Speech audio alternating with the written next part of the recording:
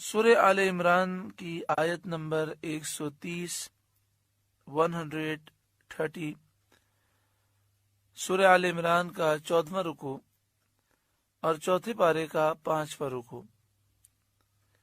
یا ایھا الذین آمنوا، اے ایمان والوں، لا تأکلوا الربا اضعافا مضاعفا، سود کو دگنا چوگنا کر کے نہ کھاؤ۔ واتقوا اللہ، اور اللہ سے ڈرو، لعلکم تفلحون، تاکہ تم کامیاب ہو جاؤ۔ اس آیت کریمہ میں سود کی ممانعت بیان کی گئی، اور جو اس زمانے میں رواج تھا اور آج بھی اس کا رواج ہے، جسے سود در سود کہتے ہیں، اس کی مذمت کی گئی۔ اس زمانے میں یہ معمول تھا کہ جب کوئی کسی کو سودی قرضہ دیتا اور اب وقت پورا ہو جاتا اور قرض دار کے پاس ادا کرنے کی طاقت نہ ہوتی، تو قرض خواہ یہ کرتا کہ مدت بڑھا دیتا اور سود کی مقدار میں اضافہ کر دیتا، یہاں تک کہ جب یہ میعاد بھی پوری ہو جاتی اور وہ ادا نہ کر سکتا تو مزید سود چڑھ جاتا۔ اس طرح بسا اوقات ایسا بھی ہوتا کہ جو اصل رقم ہوتی اس سے زائد سودی قرضہ ہو جاتا، اس سے زائد سود چڑھ جاتا۔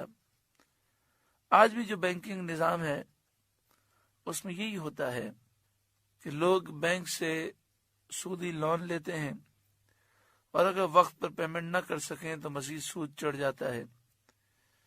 تو سود تو ہر حال میں حرام ہے، لیکن یہ بہت زیادہ انسان کی جہالت ہے اور بہت زیادہ ہوس ہے کہ وہ کسی مقروض پر ظلم کرے، اور جب دیکھے کہ وہ قرض ادا نہیں کر پا رہا تو اس کی مجبوری سے فائدہ اٹھائے اور مزید اس پر سود چڑھا دے۔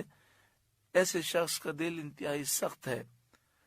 جو سودی لین دین کرتے ہیں ان کے دل واقعی سخت ہوتے ہیں، اور انہیں اس سے پرواہ نہیں ہوتی کہ لوگوں کا کیا حال ہے، انہیں صرف مال کی ہوس ہوتی ہے۔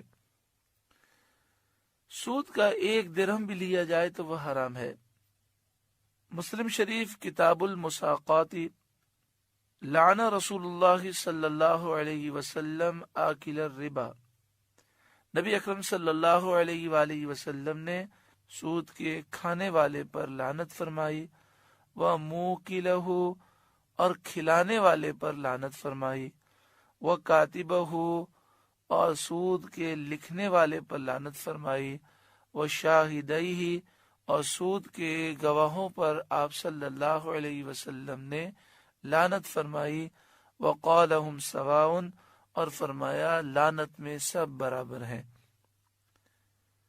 تو سود کا لینا بھی حرام، دینا بھی حرام، سود کا لکھنا بھی حرام، اس کا ایگریمنٹ تیار کرنا بھی حرام، اور اس پر وٹنس کے سگنیچر کرنا اور گواہ بننا بھی حرام۔ اور ایسے لوگ اللہ تعالی کی لعنت میں گرفتار ہیں۔ بعض لوگ سود لے لیتے ہیں اور کہتے ہیں کہ ہم کسی غریب کو دے دیں گے، تو اس حدیث پاک میں سود کے کھلانے والے پر بھی لعنت فرمائی گئی۔ تو سود کی رقم لے کر کسی غریب کو کھلانا، یہ بھی در حقیقت لعنت کا انسان مستحق ہوگا۔ ہاں، یہ ضرور ہے کہ ایک شخص پہلے سودی لین دین کرتا تھا، اب وہ سچی پکی توبہ کر لے، تو جو پہلے سود لیا ہے اب اس کا کیا کرے؟ تو اس کا حل یہ ہے کہ کسی غریب کو بغیر ثواب کی نیت کے دے دے اور اللہ تعالیٰ سے معافی مانگے۔ یہاں پہلے یہ وضاحت ہو چکی ہے کہ موجودہ دور میں جو اسلامک بینکنگ کے نام سے جو سلسلہ جاری ہے، ہمارے اکثر علماء کی تحقیق کے مطابق وہ غلط ہے، اور وہ بھی سودی نظام ہی ہے جس کو نام بدل کر مسلمانوں میں رائج کرنے کی کوشش کی جا رہی ہے، تاکہ جو مسلمان اس مصیبت سے بچے ہوئے ہیں وہ بھی اس میں گرفتار ہو جائیں۔ امام حاکم نے حضرت عبداللہ بن مسعود رضی اللہ تعالیٰ عنہ سے روایت کی کہ نبی کریم صلی اللہ علیہ وآلہ وسلم نے ارشاد فرمایا الربا 73 بابا ایسرها مثل ان ينكح الرجل امه۔ آپ صلی اللہ علیہ وآلہ وسلم نے فرمایا سود کے لینے دینے میں 73 گناہ ہے، 73 بڑے بڑے گناہ ہیں۔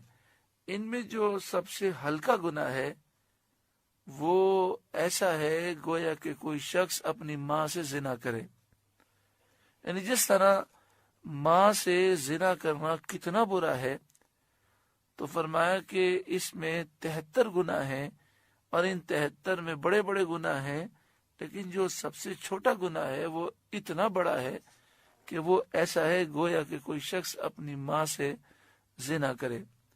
تو نعوذ باللہ من ذالک، سود کا 1 روپیہ لینا یہ ماں سے زنا کرنے سے بھی زیادہ بدتر ہے۔ آج مسلمان اس میں مبتلا ہیں۔ اللہ رب العالمین ہر مسلمان کو سودی لین دین سے اور اس قسم کے کاروبار سے اور اس قسم کے قرض لینے سے اور دینے سے محفوظ فرمائے۔ پہلے بھی ذکر ہو چکا کہ بینک میں اول تو کوشش کریں کہ ایسے سودی اداروں میں پیسے نہ رکھیں، لیکن اگر جان کا خطرہ ہے، ڈکیتی کا خطرہ ہے، تو مجبوری میں رکھے جا سکتے ہیں، مگر کرنٹ اکاؤنٹ میں رکھیں اور اس پر سود نہ حاصل کریں۔